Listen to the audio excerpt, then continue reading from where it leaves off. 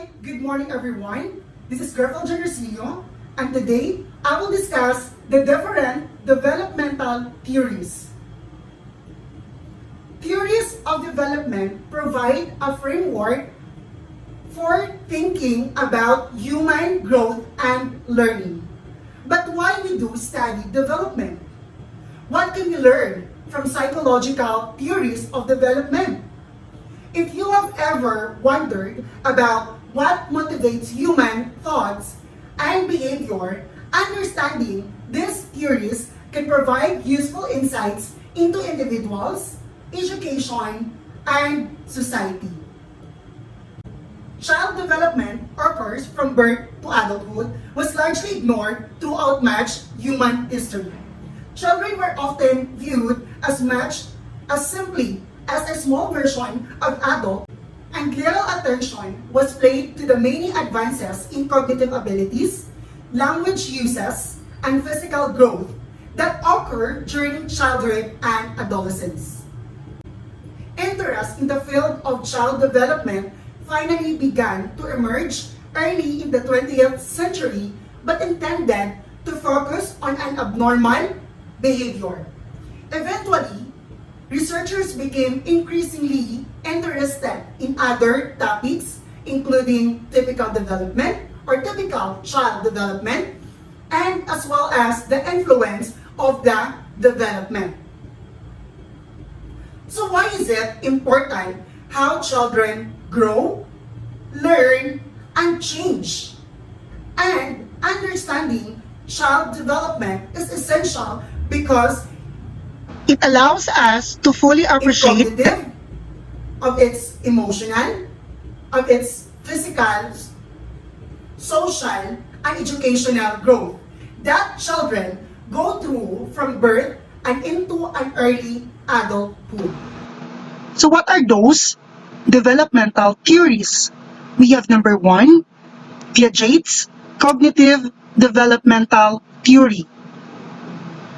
Cognitive theory is concerned with the development of a person's thought processes. It also looks how these thought processes influence how we understand and interact with the world. Theories of Jean Piaget propose one of the most influential theories of cognitive development. Piaget proposed an idea that seems obvious now, but how revolutionize how we think about child development. Children think differently than adults. His cognitive theory seeks to describe and explain the development of thought processes and mental states.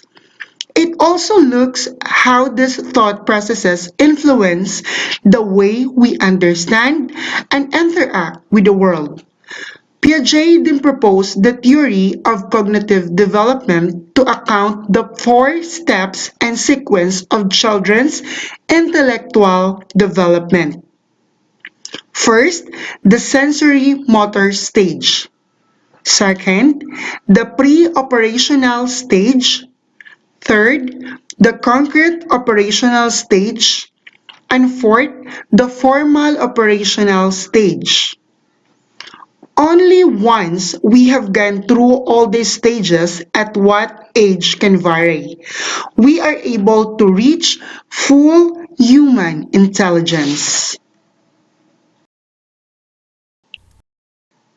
Vygotskys social-cultural theory. Another psychologist named Lev Vygotsky proposed a seminal learning theory that has gone on to become a very influential, especially in the field of education.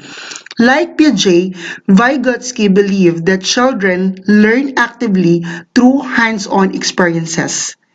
His socio-cultural theory also suggested that parents, caregivers, peers, and the cultural of large were responsible for the developing higher order functions. In Vygotsky's view, learning is an inheritable social process. Through interacting with others, learning becomes integrated into an individual's understanding of the world. This child development theory also introduced the concept of the zone of proximal development, which is the gap between what the person can do with help and what they can do with their own. It is with the help of more knowledgeable others that people are able to progressively learn and increase their skills and scope of understanding. Banduras social learning theory. Social learning theory is based on the work of psychologist Albert Bandura. Bandura believed that the conditioning and reinforcement process could not sufficiently explain all of human learning. For example, how can the conditioning process account for learning behaviors that have not been reinforced through classical conditioning or operant conditioning? According to social learning theory, behaviors can also be learned through observation and modeling. By observing the actions of others, including parents and peers, children can learn and develop new skills and acquire new informations. Bandura's child development theory suggests that observation plays a critical role in learning, but this observation does not necessarily need to take the form of watching a live model.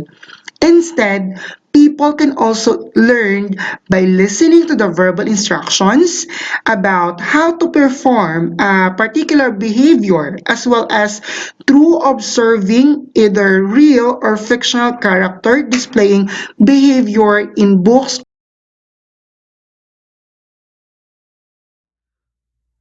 All of them has an important learning influence in our understanding of what is child learning development.